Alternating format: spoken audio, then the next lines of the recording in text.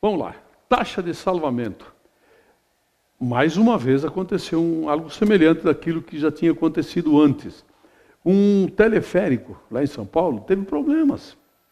Ele parou.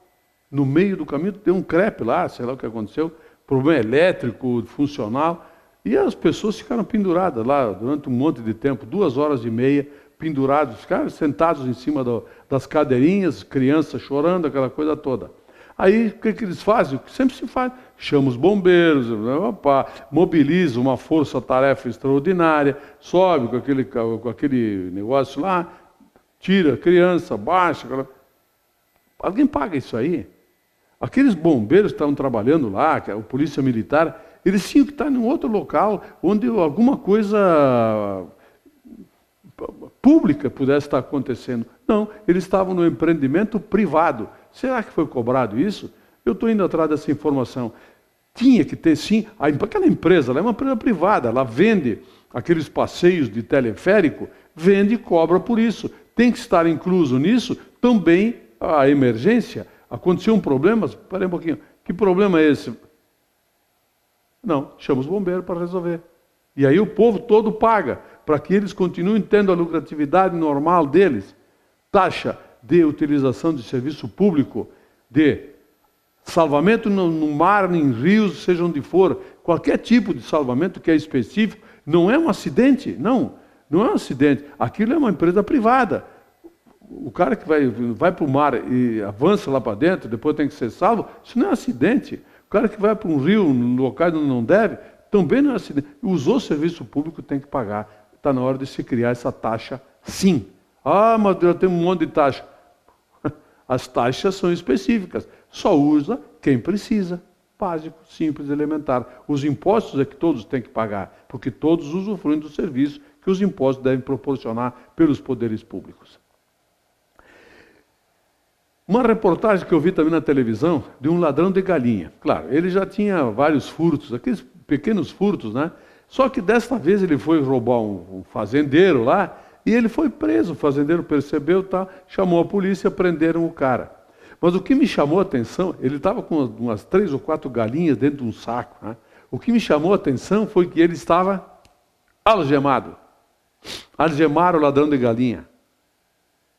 Era só olhar para a cara dele e ver que aquele sujeito não vai causar mal a ninguém. Ele é aquele ladrão chinelão, bem chubega mesmo. Ladrão de galinha, pronto. Só que algemaram o cara. Aí então eu me lembrei do Gilmar Mendes, o poderoso ministro do Supremo Tribunal Federal. Não puderam, imagina, o Daniel Dantas, algemar Daniel Dantas. Oh, não pode. Vai expor o Daniel Dantas o ridículo. Imagina, Daniel Dantas algemado. Este é o Brasil.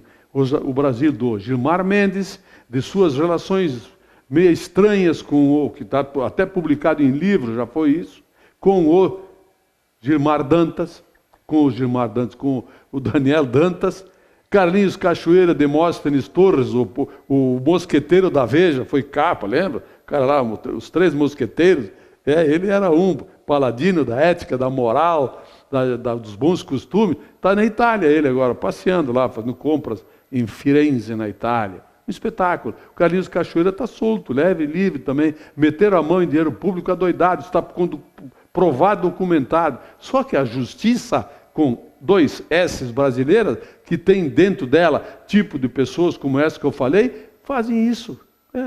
A justiça continua sendo nesse naipe. Aliás, o Daniel Dantas, que não pode ser algemado, porque não deixam, né? Os poderosos não querem que ele seja algemado. Por que será, hein? Enfim, o Daniel Dantas não pode ser algemado. A justiça brasileira não pode fazer nada contra essa gente. Não pode, entre aspas, né? Mas, contra ladrão de galinha, pode. Esse é o Brasil. O Brasil dos ladrões de galinha que são presos e algemados. Né? Vocês viram ontem de noite uma matéria numa rede nacional dos furtos em banco? Eles não precisam mais de dinamite, metralhadora, não. Eles só precisam de calma. Ter calma. Eles entram em banco, roubam o que querem. Ainda bem que começaram assim agora. Tomara que continuem roubando desse jeito, né? os descuidistas. A pessoa está distraída, lá, os funcionários, eles entram lá por trás, roubam os bancos, roubam fortunas e vão embora sem nada. Um distrai o segurança, aquela coisa toda, tudo orquestrado maravilhosamente bem. Aí a gente fica pensando, tem câmera de segurança. Peraí, mano, tu tem câmera de segurança e quem cuida? Não tem ninguém lá olhando para as câmeras de segurança? Não tem ninguém? Ah, mas vamos economizar aí R$2.000 por mês, que é o que custaria para controlar, durante aquele fluxo de 6 horas, né? Controlar as câmeras de segurança dentro dos bancos. Será que é muito caro? E se eles botarem um centavo em cada cliente para resolver esse problema, eles certamente pagariam 1.000 seguranças por mês. Estão furtando bancos de uma forma que tem que aplaudir. Esses ladrões são realmente dignos de aplauso. Que coisa fantástica aquilo. Eu ri de monte ontem vendo a reportagem. Pois é. Banco sendo furtado, como aqueles caras que compram um bilhete de loteria premiado. Né? Entendeu? Mais ou menos a mesma coisa. Pois é. Educação. A gente ouve falar tanto em educação, porque tem que investir em educação, porque as verbas para educação, os municípios têm que investir uma boa parte da sua arrecadação na educação, os estados também e a União também. Tá? Tem que investir. Mas peraí um pouquinho. E o investimento na família? O que é educação? Educação certamente não é aquilo que as televisões mostraram ontem também, dos rolezinhos. Um bando de adolescentes extremamente mal educados, não tem nenhum limite, ninguém impõe limite nenhum neles, nem os pais em casa, a lei não permite que se imponha, por causa de adolescentes, tem o ECA é aquele ECA, que é ECA mesmo, né? Estatuto da Criança e do Adolescente, que dá proteção a esses bandidinhos aí. Entram em shopping, colocam em polvorosa aquelas pessoas que vão lá para fazer suas compras, para se distrair até dentro de um shopping. Eles combinam pela internet, vão lá e fazem aquela zoeira toda. E aí acontece o quê? Quando chega em casa... Aliás, eu repassei pela internet um negócio que eu recebi muito interessante. Uma vara comprida assim, uma vara de marmelo. Tá? Escrito lá uma frase muito interessante. Primeira vara da infância e da juventude. E da adolescência. Que maravilha era quando tinha essas duas varas. A primeira vara era de marmelo, a segunda vara era de vime. E os pais usavam para impor limites nos filhos, isso. Não se fazia isso. Há algum tempo atrás, não se fazia. Já imaginaram? Vocês têm mais de até 40 anos, 35 por aí, se chegar a fazer zoeira dentro de um shopping center e ficar por isso mesmo?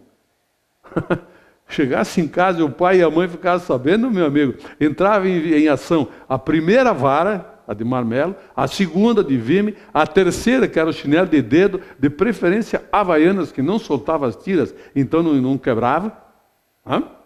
Era um espetáculo. As 3 varas que nós tínhamos naquela época. Primeira, segunda, terceira vara da criança e do adolescente. Está na hora de voltar. Eu acho que tem que voltar essas varas. Porque senão esses caras vão continuar fazendo isso. Eles marcam pela internet fazer zoeira em shopping. Vocês querem ver outra? Guaporé. Vocês viram o que aquele imbecil fez em Guaporé? Spray de pimenta numa boate entupida lá, 400 pessoas lá dentro. Coloca em polvorosa. Podia ter dado uma tragédia naquilo lá. Sabe o que vai acontecer com ele? O que ele sabe que vai acontecer? Nadica de nada, dizia meu amigo Jorge Fantinello. Nada não vai acontecer com esse imbecil, esse estúpido, que não teve, provavelmente, educação em casa. Se tivesse tido, ele jamais faria uma merda dessa que ele fez lá. Colocar em pânico aquela gente toda, correria. Ah, mas tem um detalhe, hein? Eu acho que eu sei por que essas coisas acontecem. Eles vão para as boates, para as casas noturnas, comem, bebem, beliscam, etc. e tal, e aí depois eles criam um tumulto. Agora vai ser assim, hein? Eles criam um tumulto para sair sem pagar. Não acredita? Eu já conversei com um monte deles que me disseram que fazem isso sim. Amigos meus que eu tenho por aí, têm filhos em Porto Alegre, por exemplo. Quando eles estão meio a ver que gastaram demais na casa noturna, Eles criam uma briguinha falsa ali, um tumultozinho, para poder sair sem pagar. Aí os caras agora estão com medo por causa da boate Kiss, aquela coisa toda, abrem as portas e eles vão embora. Isto é o que está acontecendo nesse país hoje. A impunidade, a falta de educação que vem de casa. Porque a outra educação, apesar de que os caras... o governo não investe em educação, não sei o quê, não sei o quê. Aí fica... procura, é só procurar. 1.815 escolas públicas do Estado foi destinada verba para reformas dela, conserto, 1.815. Algumas delas apresentaram problemas, eu não sei quantas, como aquela de Porto Alegre, por exemplo, que viraram objeto da operação Quilowatt. Tinha gente bom, desviar dinheiro público aí do Iapoca é o Chuí, né? Todas as prefeituras, todos os estados têm ladrões, com certeza, do dinheiro público. Só que ali, 1.815 escolas já foram... Tem que investigar uma por uma, então. Mas não é só político que é ladrão. Tem quem assina autorizando, tem quem está vendo ali e não denuncia. Como é que funciona isso? Será que a moral e a ética só político que tem que ter? Vamos falar em educação mais um pouquinho? De hoje até dia 17, meia-noite, está aberta a inscrição do ProUni, um programa do governo que vai possibilitar uma infinidade de vagas gratuitas em escolas, em universidades, para alunos que fizeram o Enem, aquela coisa toda. Tem o FIES também, que é um financiamento da educação. Quem pegar bolsa parcial, é bolsa de estudo isso, para não pagar a faculdade. Quem pegar a bolsa parcial pode pegar o FIES e financiar os outros 50%. Isso, para mim, é investimento em educação. O Pronatec. Quantos milhões de jovens já usufruíram do Pronatec para a formação profissional? Criar cursos técnicos para se habilitar e trabalhar em empresa. Aqui em Bento deve ter, olha, mais de 1.000 vagas em empresas para gente que tem uma certa qualificação. Vamos ver quantos tem matriculados no Pronatec para estudar? Aí o governo é culpado porque os vagabundos não querem se aprimorar, não querem buscar aperfeiçoamento para ganhar um salário melhor ou atender às necessidades das empresas que precisam de gente. Acho que está na hora da gente começar a parar para pensar o que é educação, quanto é investido, em quem, por quê e quem realmente está interessado em ser educado. As famílias estão interessadas em educar seus filhos para depois receberem a outra educação, que é a educação de formação, de qualificação técnica dos seus filhos. Acho que está na hora de nós pararmos para pensar um pouquinho. É muito fácil se jogar a culpa nos políticos de tudo. Tem político ladrão, vagabundo, sem vergonha, corrupto? Tem. Agora, o que tem de povinho por aí, que não tem a mínima noção, aí já acha que tem que jogar a culpa dos seus erros, das suas falhas nos políticos, isso tem muita gente, com certeza. Vai ser investido na saúde 100 bilhões em 2014, está no orçamento do governo federal, fora os governos municipais e os governos estaduais. Nunca o governo do estado e o governo federal mandaram tanto dinheiro para os municípios, como aqui em Bento, por exemplo, como no ano passado, no outro ano, etc. E aí vão se queixar que falta dinheiro para a educação, para a saúde, falta gestão, pelo jeito. Muito obrigado pela sua audiência, meu amigo, eu volto amanhã.